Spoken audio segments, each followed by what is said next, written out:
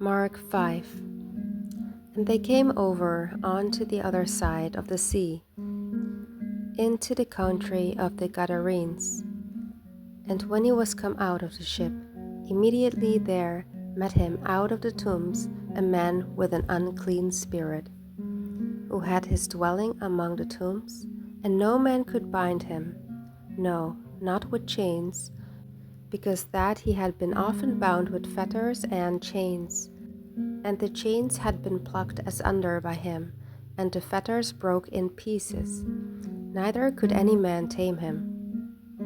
And always, night and day, he was in the mountains and in the tombs, crying and cutting himself with stones.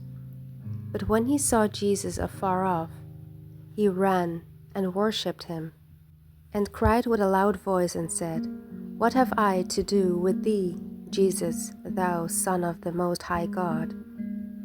I adjure thee by God, that thou torment me not. For he said unto him, Come out of the man, thou unclean spirit. And he asked him, What is thy name? And he answered, saying, My name is Legion, for we are many. And he besought him much that he would not send them away out of the country. Now there was there nigh unto the mountains a great herd of swine feeding. And all the devils besought him, saying, Send us into the swine, that we may enter into them. And forthwith Jesus gave them leave. And the unclean spirits went out, and entered into the swine. And the herd ran violently down a steep place into the sea. They were about 2,000, and were choked in the sea. And they that fed the swine fled, and told it in the city and in the country. And they went out to see what it was that was done. And they come to Jesus, and see him that was possessed with the devil, and had the legion, sitting and clothed, and in his right mind, and they were afraid. And they that saw it told them how it befell to him that was possessed with the devil, and also concerning the swine. And they began to pray him to depart out of the coasts.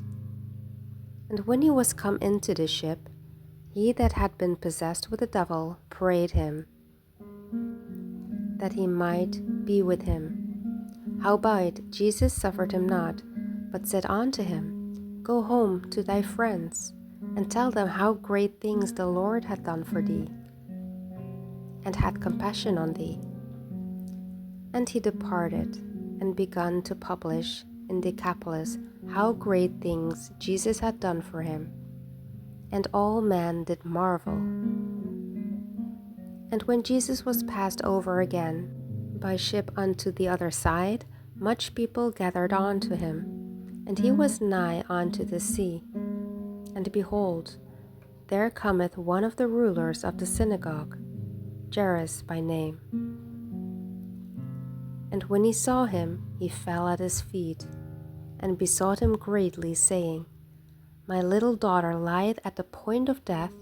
I pray thee, come and lay thy hands on her, that she may be healed, and she shall live. And Jesus went with him, and much people followed him, and thronged him. And a certain woman, which had an issue of blood 12 years, and had suffered many things of many physicians, and had spent all that she had, and was nothing bettered, but rather grew worse, when she had heard of Jesus, came in the press behind, and touched his garment. For she said, If I may touch but his clothes, I shall be whole. And straightway the fountain of her blood was dried up, and she felt in her body that she was healed of that plague.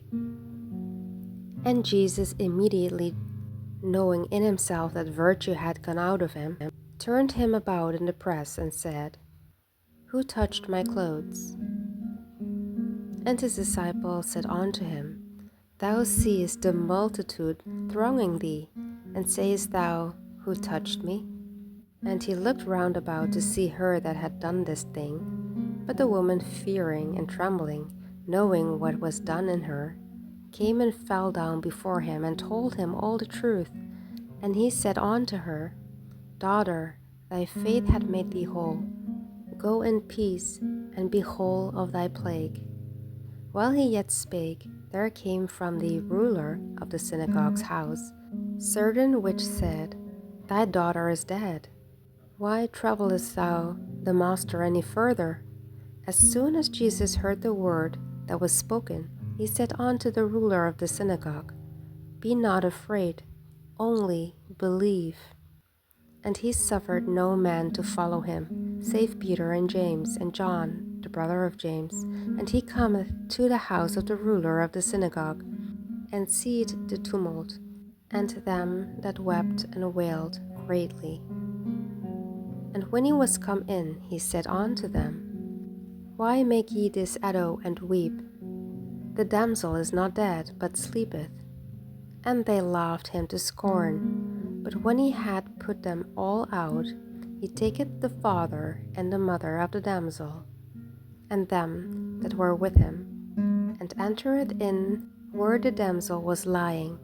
And he took the damsel by the hand, and said unto her, Talitha cumi, which is, being interpreted, Damsel, I say unto thee, arise.